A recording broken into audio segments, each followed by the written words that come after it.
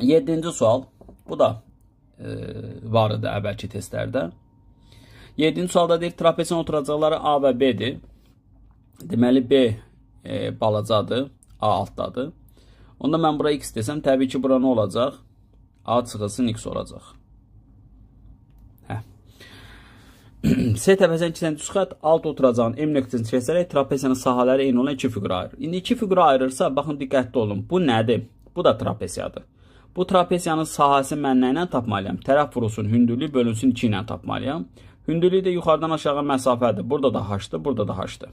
Eynidir. Çünki oturacaqlar arasındakı məsafə dəyişilmir.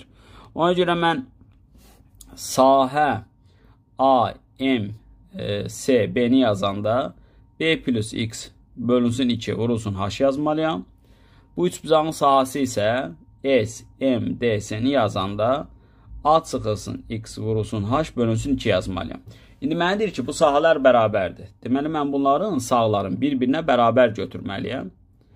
Onda vurulsun h. Buradan da A çıxılsın x bölünsün 2 vurulsun h olunur. H bölünsün 2-lər ixtisar edir. Qalır B plus x bərabərdir A çıx x. Və x-ləri bir tərəfli yığanda x bərabərdir olur A çıx B bölünsün 2. Yəni, bax, bura oldu. A çıx B bölünsün 2.